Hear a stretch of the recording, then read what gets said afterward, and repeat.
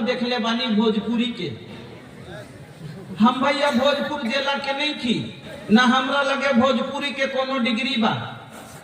हम तो पूर्णिया के रहे वाला बानी जा, लेकिन भोजपुरी जबान हमरा के आवेला। और जो ये नात नजम हम लोग के सुनाबे नी, ये हमार खुदे लिखल भोजपुरी है। कथा बोलते पारलेन ना मने হয়। আমার ভোজপুরের কোনো ডিগ্রি নাই, আর আমি ভোজপুর জেলারও না, পূর্ণিয়া জেলার, কিন্তু আমি ভোজপুরি ভাষায় বয়ানও রাখতে পারি, ভোজপুরি ভাষাতে আলোচনা করতে পারি, ভোজপুরি ভাষা আমি জানি। আর যত নাত হামদগুলো নাজমগুলো আপনারাকে যে গজলগুলো শোনাই আমি নিজে তৈরি করি। আর আমাদের শেরশাহ বাদিয়াতে ভোজপুরি ভাষাটা আমি প্রথম কালচারে আমি যে আছে এই নাত নাজমগুলো আমি তৈরি করেছি। এই জন্য আমার পরিচয়টা ভোজপুরি হিসেবে মানুষ জানে যে ওটাই আব্দুস শাকুর যে ভোজপুরি বলে। এই জন্য আমার টাইটেল হলো রাহিমি, যেরকম সালাফি নাদাবি আছে না, আমার টাইটেল হলো রাহিমি, কিন্তু মানুষ আমাকে আব্দুস শাকুর থেকে বেশি ভোজপুরির নামে চেনে, যে ওইটাই আব্দুস শাকুর যে ভোজপুরি বলে। যা হোক, আপনারা তাহলে বুঝে গেলেন যে আমাকে ভোজপুরি কেন বলেন। তাহলে এ ভাই अगर हम भोजपुरी में बोलें तो रवा लोग के समझ में ना आई। আমি যদি ভোজপুরি তখন বয়ান রাখি তো আপনারা কি বুঝতে পারবেন না। তখন কি রকম হবে কথাটা জানেন? যে ভাইস আমাদের ভাষাতে আপনাদের একটাই ভাষা কি, বাংলা। বাজারে গেলেও বাংলা, ডাক্তারখানা গেলেও বাংলা, বাড়িতে থাকলেও বাংলা, যেখানে থাকেন একটাই ভাষা। কিন্তু আমাদের ভাষা হলো বিভিন্ন রকমের। আমরা যখন যেরকম থাকি সেরকম আমাদের ভাষা ব্যবহার হয়। বলবেন তাহলে কিরকম ভাষা, কতটি জানেন? আপনাকে শোনাচ্ছি দুই একটা। যেমন আমরা বাড়িতে যখন থাকি তখন আমরা শেরশাহ বাদিয়া ভাষা বলি। কোনটা? যেটা বাদিয়া ভাষা। কোনটা যাবি হে, কি খাবি, আর আই লে দে, এটা ভাষা বলি। বাংলা আপনাদের আসেন বসেন, তুমি যে আছে খাবেন কিনা, যাবেন কিনা, এসব বাংলা লয়। হ্যাঁ, খাবি যাবি আই নিবি, এই ভাষা যেটা চাষা ভাষা আমাদের, এটা হলো বাড়ির ভাষা। এবার ডাক্তারখানা গেলে আমরা হিন্দি বলি, উর্দু বলি। যেমন ডক্টর সাহেব দেখিয়ে তো ইসে क्या हुआ है, হ্যাঁ, তো ডাক্তারের কাছে গেলে হিন্দি বলি। কিন্তু বাজারে যখন যাই তখন ফের আমাদের ভাষা একটা আর বেশি ব্যবহার হয়, হিন্দি থেকে বেশি পছেড়া ভাষা। যেমন 1 কেজি পটল কিনবো, তো পটল কিনলে আপনারা বলবেন ভাই পটল কি করে? তো আমরা যদি বাজারে যা পটল কিনি তো ওই কথাটাই আমরা বলবো কিভাবে জানেন? যে এ হোক परवल কি ভাव যাইছিয়া, परवल কি ভাव যাইছিয়া, তো 40 টাকা। তো দূর 40 টাকা নে বলেছি, 30 টাকা দেবো তো 1 কিলো দে, মানে 40 টাকা কেন বলছো? পটল 30 টাকা করে বিকাচ্ছে, 30 টাকা করে দিবে, 1 কেজি দাও। তা আমাদের জায়গা হিসাবে আমাদের ভাষা চেঞ্জ হয়ে যায়। আমরা ভোজপুরিও বলি, আমরা সূর্যাপুরিও বলি, আমরা যে আছে ভাগলপুরিয়া ভাষাও বলি, মেথিলি ভাষাও আমাদের ভিতরে চলে। আমরা অনেক রকমের ভাষা যদি ব্যবহার আমাদের ওদিকে হয়। যা হোক, আমি আপনাদের সম্মুখে যদি এখন ভোজপুরিতে বলি বা পছিয়েড়ে বলি তা আপনাদের বুঝতে পারবেন না। তো কিরকম হবে জানেন? তখন খালি হাসবেন শুনে। তার হাসাটা কিরকম, তখন আমি পাগলা কি মনে করবো? একটা লোক গেছে, একটা ছেলে গেছে করতে মহিষ চড়াইতে। তো দুপুরের সময় মহিষ গুলোকে জলে বসিয়ে দিয়েছে পুকুরে। তো যতগুলো গায়ে পুকুর মাছি ছিল সব কানে চড়ে নিয়েছে। তো কানটাতে কামড়াচ্ছে, এই জন্য মহিষটা খালি মাথা নড়াচ্ছে, হাঁকাচ্ছে কানের মাছিকে। আর ওই রাখালটা একটা গাছের তলে বসে বসে বাঁশি বাজাচ্ছে। তো মনে ভাবছে, মাথা লড়া দেখে মনে করছে যে আমার সুর এত সুন্দর যে মহিষও শুনে মাথা লড়াইছে। কিন্তু মহিষ কি ওর সুর শুনে মাথা লড়াচ্ছে না, ওর কানে মাছিতে কামড়া ছিল তার জন্য মাথা লড়াচ্ছিল, মাছি হাঁকা ছিল। তো ওই রকমই আপনাদের হাসি দেখে আমি পাগল মনে ভাববো কি যে আমার ভোজপুরি সবাই বুঝছে। এই জন্য ভাই ভোজপুরি বলবো না, যে টুটা ফোটা বাংলা জানি বাংলা ভাষাতে শোনেন। তাহলে আসেন আলোচনা শুরু করি। আমরা কিসের জালসাতে বসি আজকে? মসজিদের। মসজিদটা কি জিনিস? তো আল্লাহর ঘর। আমরা সবাই জানি কি মসজিদ আল্লাহর ঘর নাকি? তো মসজিদ আল্লাহর ঘর। কে বললো এই কথা? আল্লাহ নিজে বললেন কোরআনের ভিতরে। কি বলছেন? বিসমিল্লাহির রহমানির রহিম, আন্নাল মাসাজিদা লিল্লাহ।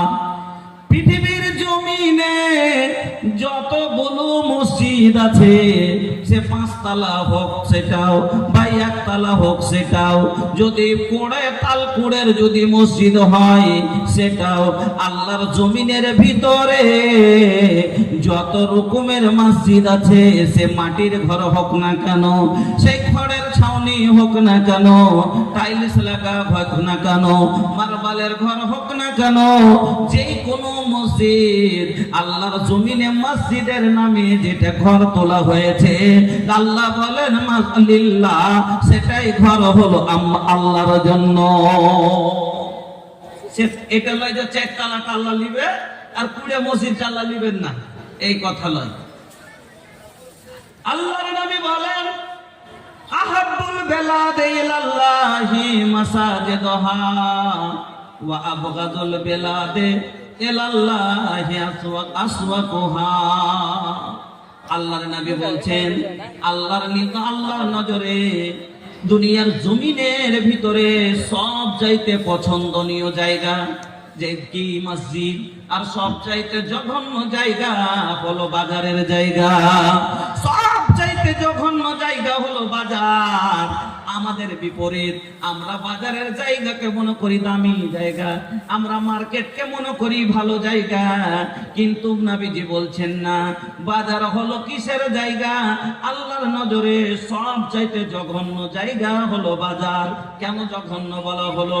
বাজারে জীবনে তসবিহ করতে দেখেছেন, বাজারে নামাজ পড়তে দেখেছেন, বাজারে কোনো জিকির আজকার হয়, দিনের কথা হয় না, বাজারে গান বাজে না বাজারে কি হয় না, তো বাজারে বিক্রিতে হেরফের হয়, বাজারে ধোকাধড়ি দেওয়াদারি হয়, বাজারে দাড়ি মারামারি হয়, বাজারে সব সময় গুনার কাজ হয় না।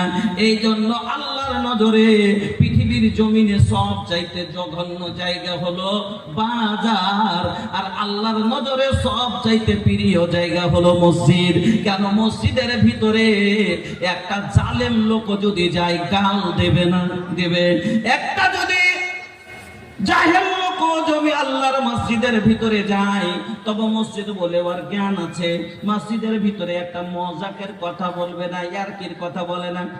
কেউ যদি বলে দেয়, এই বোকা বুঝিস না, মসজিদ বলে না, ওকে ধমক দিয়ে বলবে, এই এটা আল্লাহর ঘর, জানিস আল্লাহর ঘরে এসব কথা বলতে হয়।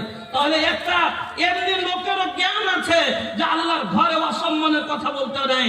তাহলে এই জন্য আল্লাহ এখানে সব জিনিস থেকে, ধোঁকাধাড়ি থেকে, ঝুট থেকে, ফেরেব থেকে, দাগাবাজি থেকে, লুচ্চামি থেকে, সব জায়গা থেকে এক জায়গাতে হেফাজতে থাকে। এই জন্য হলো এটা আল্লাহর নিজের নজরে সবচাইতে প্রিয় জায়গা। আমার বন্ধুরা, এবার মসজিদ হলো আল্লাহর ঘর।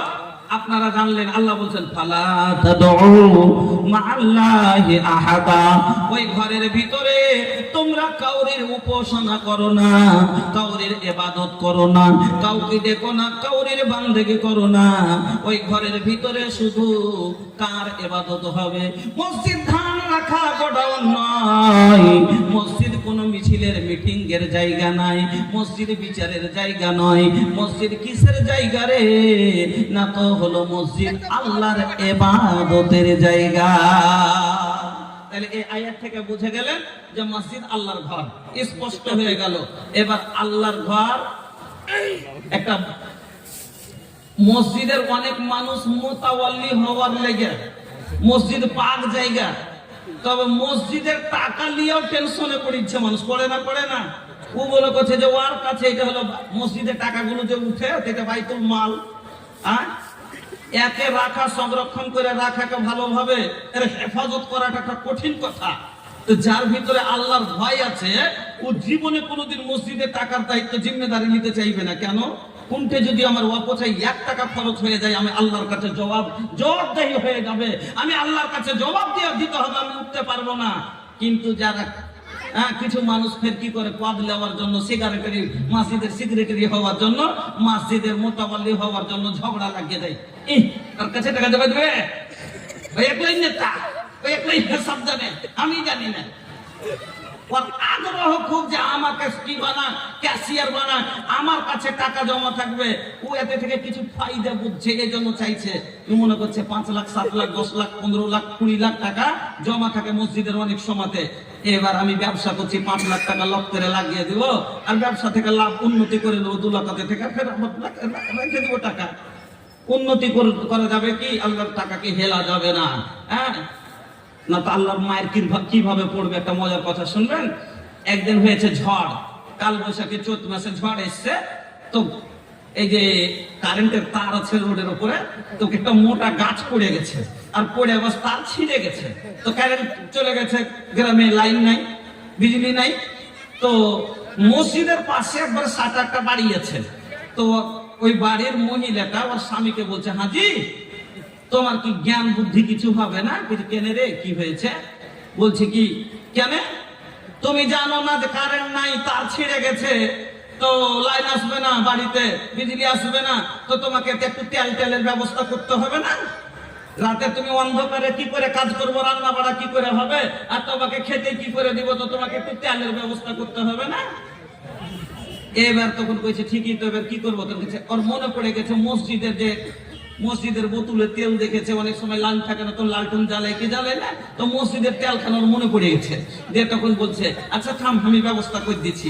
এবার গেছে যে একটা ছোট বোতল দে, তোর মন যে কাউরে বাড়ি থেকে ধার করে নিয়ে আসবে। এবার ভক করে গেছে, চলে এসছে, এসে বলছে লে তেল লে। বলছে, হাজি তুমি এত তাড়াতাড়ি তেল কোথায় পেলে? বলছে, মসজিদ থেকে নিয়ে এলে একটু ঢেলে। বলছে, কেন? তুমি মসজিদে তেল নিয়ে এলে, এটা তুমি জানো না এটা আল্লাহর মাল? মসজিদের মাল হলো আল্লাহর মাল, তুমি জানো না? তুমি কি করে তো মসজিদের টাকা তেল ঢেলে নিয়ে আসতে পারো? যখন এই কথা বলেছে, তখন আর স্ত্রীকে বাং পড়াইছে। বাং পড়া মানে কি? ওকে কি পড়াইছে? আরে পাগলি শুন, আমিও আল্লাহর বান্দা, ঘরও আল্লাহর ঘর, আর তেলও আল্লাহর তেল, তো আমিও আল্লাহর, ঘরও আল্লাহর। ও আরবিতে ওকে কইছে কি, আনা আব্দুল্লাহ, বুঝা আমি হলো আল্লাহর বান্দা। ওয়াল বাইতু বাইতুল্লাহ, আর ঘর হলো আল্লাহর ঘর। ওয়াল জাইতু জাইতুল্লাহ, আর তেল হলো আল্লাহর তেল।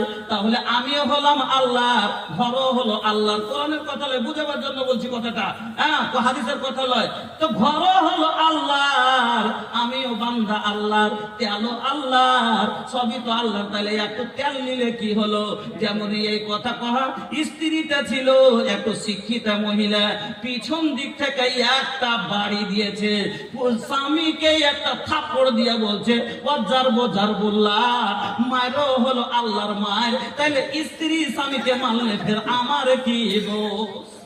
কেন? আল্লাহ, ঘরও আল্লাহর, সবই আল্লাহ, তো মায়েরও আল্লাহ। তো কিছু মানুষ যে আছে পদ লোভী লোক হয়, মসজিদের পদ নিবার জন্য।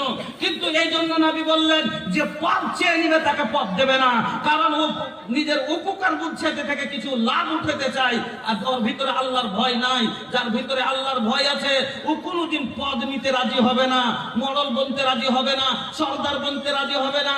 কেন? আমি যখন সর্দার হব, আমি যখন মডল হব, আমার মাথায় গ্রামের লোকের জিম্মেদারি পড়বে, আমার এগুলো রাইয়াত হবে, আমি তার মালিক হব। আর আমার ইয়াতে যে লোকগুলো থাকবে, আমার জমাতে যে লোকগুলো থাকবে, আমার অনুসারী যে লোকগুলো থাকবে, তার সাথে একটু নাইনসাফি যদি হয়ে যায়, আমাকে জবাব দিতে হবে। মসজিদের টাকা আমার কাছ থেকে 1 টাকা বেশি খরচ হয়ে যায়, আমাকে জবাব দিতে হবে। মায়েদের উদ্দেশ্যে বলছি যে একটা কথা দেখেন, সাহাবাদের বৈশিষ্ট্য ছিল নিজে না ঘুচিয়ে তার সঙ্গী সাথীদের ভালোটা দিতেন। হাদিস আছে এমন,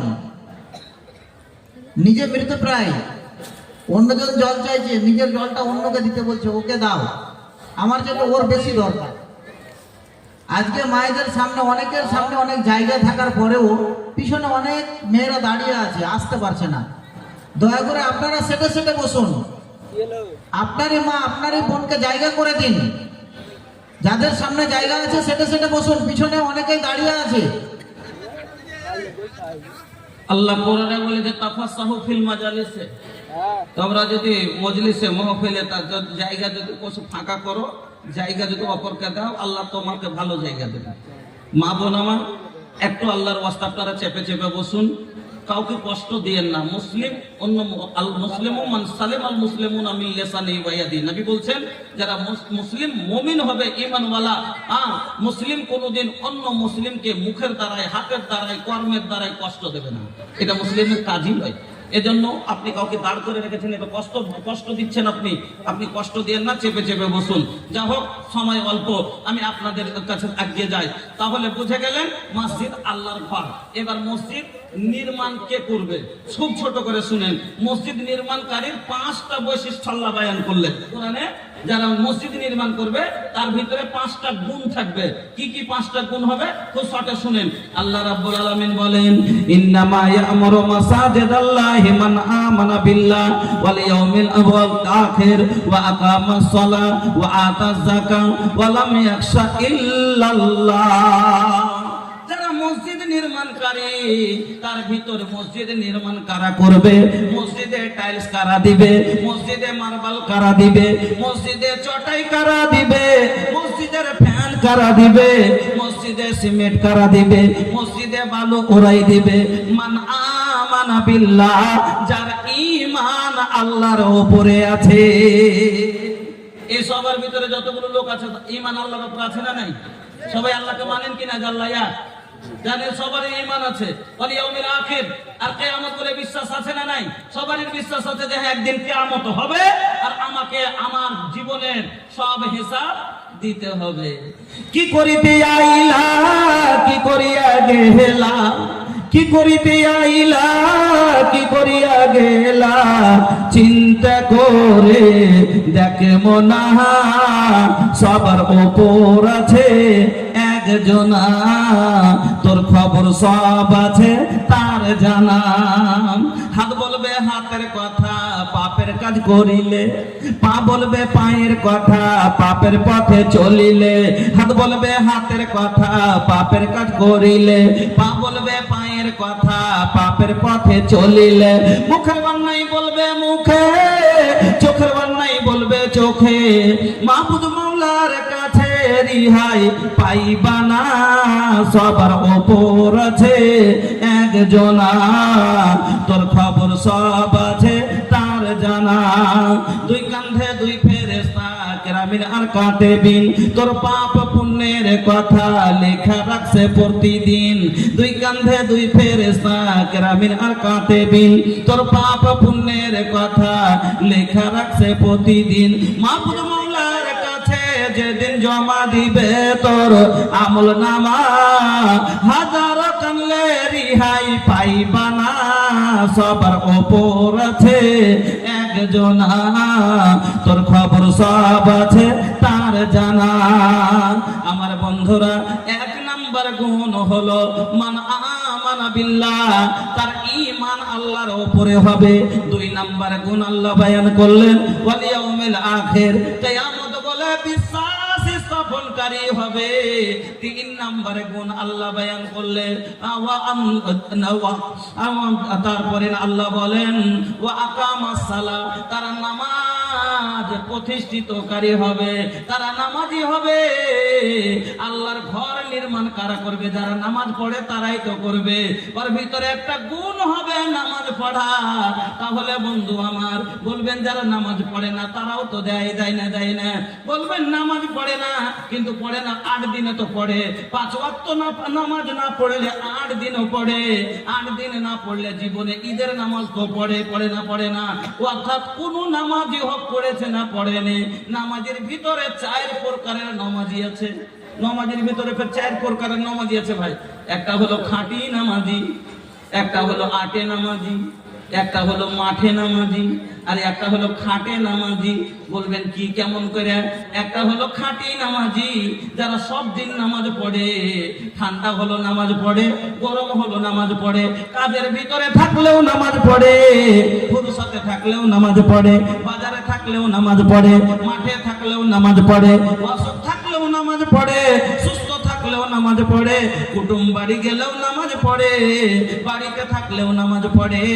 যারা সব দিন নামাজ পড়ে, যার ব্যাপারে আল্লাহ রাব্বুল আলামিন কোরআনের ভিতরে বললেন আল্লাযীনা হুম আলা সালাতিহিম দাইমুন, ওই লোকগুলা নামাজ পড়বে, ঠান্ডা দেখে ভয় করবে না, গরম দেখে দূরে সরবে না, বেহাই দেখে কুটুম্বা বাজারে গেলে তারা বাজারে দিয়ে নামাজ ছাড়বে না, কাজের ফাঁকিতে নামাজ ছাড়বে না। ওই লোকগুলা আল্লাহ বলছেন উলাইকা ফি জান্নাতিল মুকরামুন, কিয়ামতের দিন এরা সম্মানিত জান্নাতি হবে। যারা সব দিন নামাজ পড়বে তারা আমার নিয়ামতময় সম্মানিত জান্নাতের ভিতরে যাবে। 2 নম্বরে, তাহলে 1 নম্বর হলো খাঁটি নামাজি, সব দিন নামাজ পড়ে কিছু লোক আছে, আর কিছু লোক আছে আটে নামাজি, খালি জুমা পড়ে পড়ে না ওয়াক্তের নামাজ পড়ে না, কিন্তু জুমার দিন ফের কাজ কামাই করে বাড়তে থাকে। ওর মা কইছে, হ্যাঁ রে আন্দারুল আজ কামে যাবি না রে? কইছি কেনে আজ জানিস না জুম্মা? আন্দারুল আজ কামে যাবি না রে? কইছি কেনে আজ জানিস না জুম্মা? তো তাহলে জুম্মাটা কম করে ওর ভিতরে আছে, তাহলে 8 দিনে পড়লো কে পড়ে? আমরাই পড়ি, মুসলমানই পড়ে। খাঁটি পড়লো আমরাই পড়ি, আটে পড়লো আমরা পড়ি। একটা মাঠে বিদেশে যুগ যুগ পড়ে থাকছে, দিল্লিতে, বোম্বাইতে, পাঞ্জাবে আর গুজরাটে, সৌদি আরবে, এখানে ওখানে জুমার নামাজটাও পড়ে না। এরকম লোক আছে যে বউ জীবনে জুমাও পড়ে না, কিন্তু ঈদে বাড়ি আছে বউ বাচ্চালে ঈদটা করি গে। এবার ঈদে বাড়ি এসে একটা সুন্দর জামা পরে ঈদের দিন একবার ঈদগাহে হাজির হয়, কি হয় না? তাহলে এটা হলো মাঠে নামাজি। ওই মাঠে যায় বছরে 2 বার মাঠে যায় নামাজ পড়ে আসে।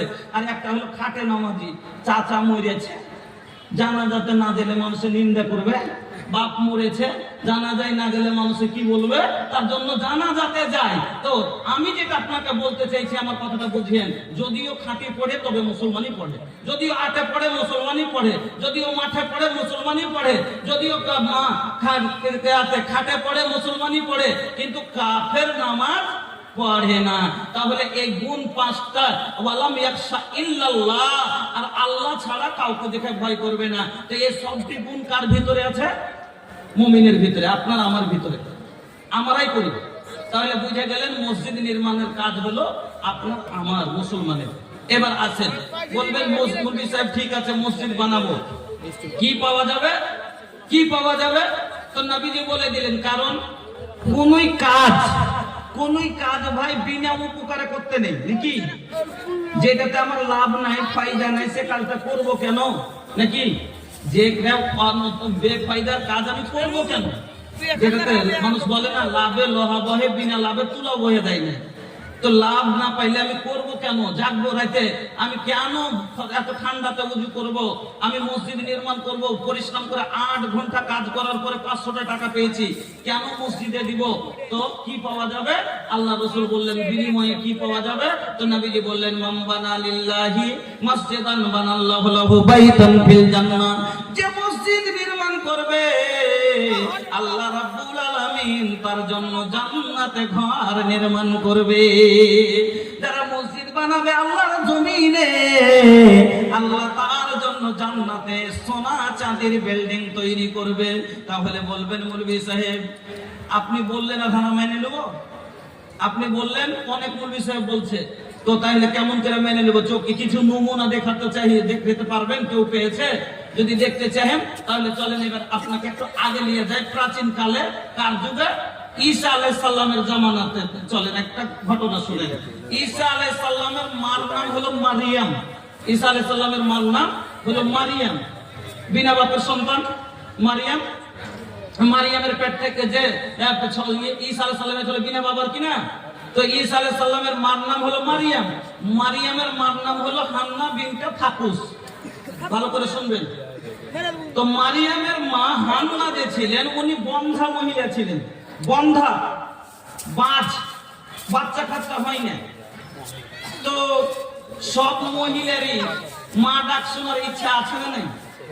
মা ডাক শোনার জন্য মহিলার যে কান খালি ঝালাফালা করে, বিয়ে হয়ে খালি 3 বছর বাচ্চা কাচ্চা যদি না হয় ডাক্তারের কাছে দৌড়াই, কবিরাজের কাছে দৌড়াই, এমনকি শিরক পর্যন্ত করে লাই, তাবিজ মাদলি হ্যানত্যান বেঁধে লাই। কিসের জন্য? সন্তানের আশাতে অনেক জায়গাতে যাই, অনেক পীর মুরিদের কাছে যাই, অনেক জায়গাতে যাই। আপনার পার্শ্ববর্তী এলাকায় এই যে ওল্ড আদিনে আছে না? নাই আদিনে আছে পান্ডুয়া শরীফ। আমি জীবনে একবার গেছিলাম দেখতে, খালি যে কি কি হয়েছে এখানে। তো কেন যখন আমি মালদা পড়তে আসতাম তো ট্রেনে চাপতে পারতাম না, খালি ওই যে জ্বালানি মুরগা হাঁড়ি চাল ডাল নিয়ে যে চাপতো ওদিক থেকে বিহারের লোকেরা, হ্যাঁ ওদিক থেকে যে আসতো সব সূর্যাপুরী লোকেরা, তো চাপতে পারতাম না। তো বলছে এরা কোথায় গেছে গো? তো বলছে যে পান্ডুয়া শরীফ গেছে। তো পান্ডুয়া শরীফে কি আছে চল তো দেখতে যাব। তাতে ওখানে গেছিলাম দেখতে একটা রাত, যে দেখি কি কি হয়েছে এখানে। বলছে একবার বলছে 7 বার আদিনা, একবার মদিনা। যদি আদিনাতে 7 চক্কর লাগিয়ে নিতে পারিস তো মদিনার হজ এখানে হয়ে গেল। ওখানে কি আছে? একটা জায়গাতে একটা দরজা আছে, ওই দরজাটাতে লেখা আছে বাবুল জান্নাত। জান্নাতের দরজা মালদাতে আছে। আস্তাগফিরুল্লাহ। আপনাকে মালদাতে আছে জান্নাতের দুয়ার। যদি কেউ 7 বার খালি ইয়া রাসূলুল্লাহ বলে ঠেকিয়ে নিতে পারে হাতটা, তাহলে ও দেখে নিবার হজ হয়ে গেল, এখানেও জান্নাতি হয়ে গেল। আল্লাহু আকবার। ওখানে গেছিলাম, তাতে দেখলাম যে অনেকগুলো মাজার আছে। ওই মাজারে একটা মহিলাকে দেখছি চুল ধরে নিয়েছে, আর এই কপাল ঠুকছে আর বলছে এ বাবা সনদদার দে, এ বাবা ছেলে দে, আর বলতে বলতে মাথাটাকে ফাটে দেখি জায়গাটাকে রক্তাক্ত করে দিয়েছে। হ্যাঁ, औलाद मांगती है पिरनिया पीर से, पीरों को मनाती है ये खुरमा ओ खीर से। बिदअत तो घर में रह गए, सुन्नत नहीं रही, फातिमा से अब कोई औरत नहीं रही। तो হান্না মারিয়ামের মার সন্তান নাই, আল্লাহর কাছে কাঁদছে আর বারবার আল্লাহকে আরজি দিচ্ছে আর বলছে আল্লাহ আমি একজন মহিলা, আমি মা ডাক শুনতে পাই না। আমার সামনে মহিলারা সন্তানকে কোলে লাই, চুমো খায়, তারা বাবা বাবা করে ডাকে, সন্তানের মা বলে জড়িয়ে ধরে। আল্লাহ আমারও তো মন চাই, আমিও তো একটা মহিলা, আমারও তো মন চাই আমাকে মা ডাকবে। অনেক কাঁদছে, কোন পীরের কাছে যায় না, মুরিদের মুর্শিদের কাছে যায় না, আল্লাহর রহমত থেকে মুখ ফিরান না, কাঁদছে আর আল্লাহকে বলছেন আল্লাহ আমার কোল ভরে দাও, আল্লাহ আমাকে একটা সন্তান দান করো। অনেক কান্নার পরে আল্লাহর দয়া হয়ে গেল। এবার মারিয়ামের মার পেটে, হান্নার পেটে আল্লাহ রাব্বুল আলামিন সন্তান দিলেন। অনেক কান্নার পর আল্লাহর দয়া হলো, পেটে সন্তান এলো। গর্ভে সন্তান যখন এসছে আনন্দে খুশি হয়ে কি বলছে জানেন? ইন্নী নাযারাতু লিররহমানে মা ফি বাতনি। আল্লাহ তুমি যেটা আমার পেটে দিয়েছো, এই সন্তানটা আমি ডাক নজর মানছি, আমি মানত করছি, আমার পেট থেকে যখন সন্তানটা হবে এই সন্তানটাকে আমি ডাক্তার করব না, মাস্টার করব না, ব্যারিস্টার করব না, একে আমি কি করব? তোমার পাকঘর, আমি আল্লাহ তোমার ঘরের খাদেম তৈরি করব। আমার পেটে যেটা আল্লাহ তুমি সন্তান দিয়েছো, একটা আমি খাদেম তৈরি করব মসজিদে। মনে মনে ভাবছিল বেটা হবে, কিন্তু হয়ে গেল কি? মেয়ে। এবার যেদিন হয়ে পড়েছে দেখছে মেয়ে, আল্লাহকে বলছেন ওয়াজাতাহা উনসা। ওগো আল্লাহ আমি যে মেয়ে জন্ম দিলাম, আমার মনে যেটা ছিল সেটা হলো না, মেয়ে জন্ম হলো। আল্লাহ রাব্বুল আলামিন বলে দিলেন ও হান্না এই তোমার মেয়ে ছেলের চাইতে উত্তম। ফল কথা যেমনই মারিয়ামি একটু বড় হয়েছে, কাজের মতো হয়েছে, মসজিদ ঝাড় দিতে পারবে, মসজিদ পরিষ্কার করতে পারবে, জল তুলতে পারবে। হান্না মারিয়ামের মা, ওই হান্না মারিয়ামকে নিয়ে চলে গেলেন কোথায়? বাইতুল মুকাদ্দাস, মসজিদে আকসা। যে মসজিদ ফিলিস্তিনের মসজিদ আকসা নিয়ে ঝগড়া চলছে না, ওই মসজিদে আকসা তখন ছিল কেবলা, ওইদিকে মুখ করে নামাজ পড়তো।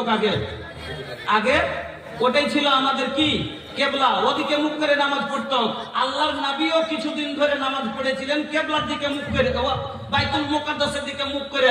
তারপরে একদিন আল্লাহ রাসূল নামাজে দাঁড়িয়ে আছেন, আল্লাহর আয়াত ওহী নাযিল হয়ে গেল। আল্লাহ ডাইরেক্ট বলে দিলেন ফাওয়াল্লি ওয়াজহাকা শাতরাল মসজিদিল হারাম, এ মুহাম্মদ তোমার চেহারাটাকে তুমি করো, মুখমণ্ডলটাকে তুমি কাবার দিকে ফিরিয়ে নাও। নামাজের অবস্থাতে আল্লাহ রসুল ফিরে গেলেন, নামাজের অবস্থাতে আল্লাহ রসুলের চেহারা ফিরিয়ে নিলেন। সেই দিন থেকে কাবা হলো সে আমাদের কেবলা। তার আগে বাইতুল মুকাদ্দাস যে ফিলিস্তিনের মসজিদ, এটাই ছিল কেবলা। ওরা খাদেম তৈরি করবে, নিয়ে চলে গেল, মেয়েকে নিয়ে চলে গেল, রেখে চলে আসছে। এবার ওখানে রাখা হলো, ফল কথা জায়গির নিয়ে অনেক কথা হলো।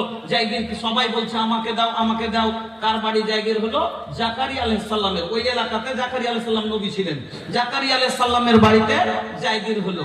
তো সকাল মসজিদের একটা কোয়ার্টারে মারিয়াম থাকছে, একটা রুমে, আর মসজিদের কাজ করে। এবার সকালে খাবার দিতে যান, রাত্রে খাবার দিতে যান, টিফিন নিয়ে যখন খেতে দিতে যাচ্ছেন, একদিন ঘরে যদি ঢুকছেন মারিয়ামের ঘরে, কে? জাকারিয়া আলাইহিস সালাম। তো দেখছেন যে এমন এমন ফল রাখা আছে ঘরে, যে ফলটা মার্কেটে বাজারে কোথাও পাওয়া যাবে না, দেখতেই পাওয়া যায় না, কোনো বাগানে কোনো গাছে ধরে নাই। এমন ফল, মানে বেমৌসুম ফল, ওই মৌসুমে ওই সময়তে এই ফল হয় না। অবাক লাগবে কি লাগবে না? এখন যদি কাউরির ঘরে আপনি দেখেন এই বড় বড় মালদো ল্যাংড়া আম খাওয়া আছে করে লাল লাল, আপনি অবাকে বলবেন না কুণ্ঠে পালি হে এ সময়তে এত সুন্দর ল্যাংড়া আম, বলবেন কিনা? তো জাকারিয়া আলাইহিস সালাম দেখছেন যে এমন ফল যা দুনিয়ার কোনো বাগানই নাই, এরকম ফল। অবাক হয়ে জিজ্ঞাসা করছেন মারিয়ামকে, কি বলছেন? ইয়া মারিয়ামু আন্না লাকে হাদা, এ মারিয়াম এগুলা তোকে কে দিলে, কোথায় পেয়েছো, এই ফলগুলো কোথা থেকে আসলো?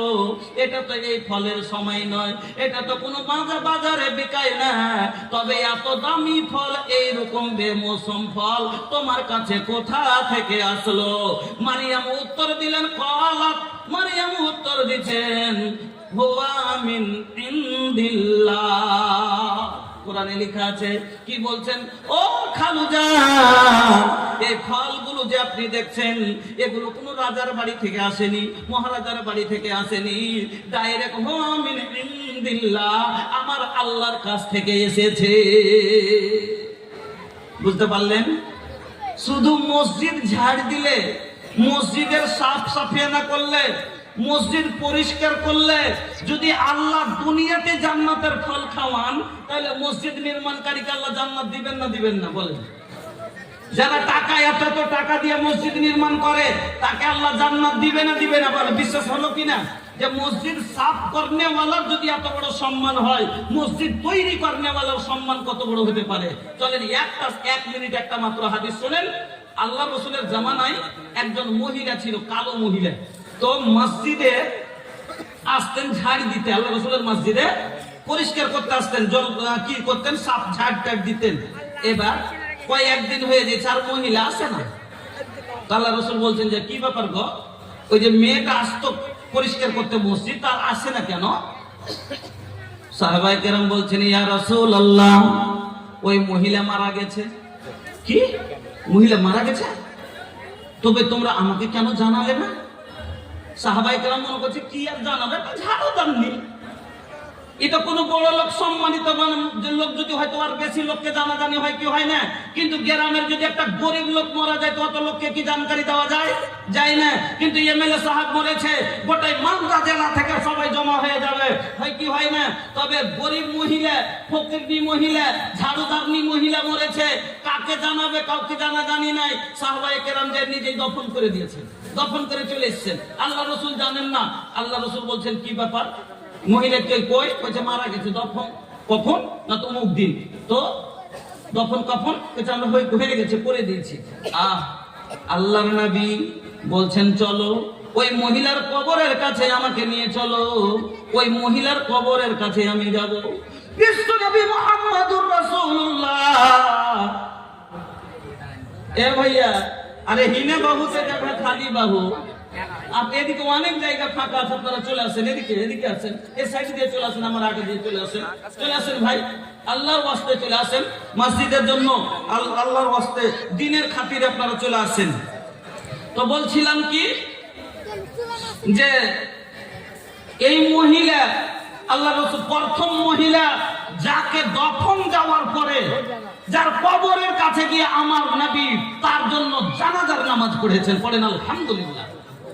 বলেন, চিন্তা করেন যে একজন ঝাড়ুদারনি, তার জন্য নবী কত তার ফজিলত, যে তাকে দফন দেওয়ার পরে তার কবরকে যাওয়ার পরে নবী যে জানাজার নামাজ পড়েছেন, পড়েন আলহামদুলিল্লাহ। এত বড় হলো মসজিদের, মসজিদ নির্মাণকারী সওয়াব, মসজিদ পরিষ্কারকারীর কত বড় শান, কত ইজ্জত। মা বোন আপনারাকে বলছি, আপনারা চেপে চেপে বসুন, বারবার রিকোয়েস্ট করছি চেপে চেপে বসুন। একটা মসজিদের ঝাড়ুদারনি যারা মসজিদ পরিষ্কার করে, তার কত বড় সম্মান বুঝতে পারলেন, যে যার জন্য নবী দুবার দাফন দেওয়ার পরে যে তার কাছে জানাজার নামাজ পড়েছেন। আল্লাহু আকবার। এত বড় সম্মান হলো মসজিদে যারা ঝাড় দেয় তার। তাহলে মসজিদ নির্মাণকারীর সম্মান কত বড় হতে পারে আল্লাহর কাছে। এই জন্য আল্লাহ খুশি হয়ে কি করবেন, জান্নাতে ঘর তৈরি করবেন। তুই একটা কুড়ের সমান মসজিদ, একটা খড়ের মসজিদ, ইটের মসজিদ, মাটির মসজিদ দিয়ে যতটুকু শক্তি নির্মাণ করতে পারলে আমার আল্লাহ করবেন কি, হীরামণি মুক্তা দিয়ে, সোনা চাঁদি দিয়ে আপনার জন্য জান্নাতে ঘর নির্মাণ করবে। বন্ধুরা আমার, তাহলে আপনারা বুঝে গেলেন, এখান থেকে দলিল পেয়ে গেলেন যে আপনারা যে মসজিদ নির্মাণকারী ইনশাআল্লাহ জান্নাতে যাবে, এতে কোনো সন্দেহ নাই। কেন? এটা আমার নবী বলে গেছেন। তা আমার নবী সত্য নবী না? আমার নবী সত্য নবী না? নবী আমার সত্য না মিথ্যা? মোহাম্মদ হারগিজ না গুফতে। আমার নবী কিরকম নবী শোনেন। মোহাম্মদ হার কবি বলছে, ফারসি কবি বলছে, মোহাম্মদ হারগিজ না গুফতে, তা না গুফতে জিবরিল, জিবরিল হারগিজ না গুফতে, তা না গুফতে কিরদেগার। আমার নবী অতক্ষণ পর্যন্ত নিজের মুখ থেকে কোনো কথা বলতেন না, যখন জিবরিল আমিন, জিবরিল আলাইহিস সালাম নবীকে না ওহী নিয়ে এসে বলতেন। আর জিবরিল আমিন অতক্ষণ পর্যন্ত নবীকে কোনো কথা বলতেন না, যতক্ষণ আল্লাহ জিবরিলকে না বলতেন মুহাম্মদকে যাইয়া বলে দাও, অতক্ষণ জিবরিল আমিন কোনো কথা বলতেন না। তাহলে বোঝা গেল আমার নবী সত্য নবী, আমার নবী সাদেক নবী। আর আমার নবীর মুখ দিয়ে বের হয়েছে মামবানা লিল্লাহি মসজিদান, যারা আল্লাহর জন্য মসজিদ বানাবে, বানাল্লাহু লাহু বাইতান ফিল জান্নাহ, আল্লাহ তার জন্য জান্নাতে ঘর নির্মাণ করবে। 100% গ্যারান্টি। কারণ আমার নবী সত্য নবী, আর আমার নবীর মুখ দিয়ে বেরিয়েছে মানে এটা সুসংবাদ আপনার জন্য, যে তোরা জান্নাত নিয়ে এলে, দুনিয়াতে মসজিদ নির্মাণ কর, জান্নাত নিয়ে এলে। এজন্য ভাই আল্লাহর ঘর নির্মাণ করেন আর জান্নাত লেন। আপনাদের বলবো, খালি কি জান্নাতই পাবেন? এক এক করে হাদিসগুলো কতগুলো লাভ হবে, একটা একটা করে 5-7টা হাদিস আরো শোনাবো আপনাকে। তবে মাঝে মধ্যে কালেকশন নিব, আর একটা একটা করে আপনার দানের কি কি উপকার হবে আপনাকে শোনাবো। আলহামদুলিল্লাহ, আমার ভাইজান সর্বপ্রথম এই জান্নাত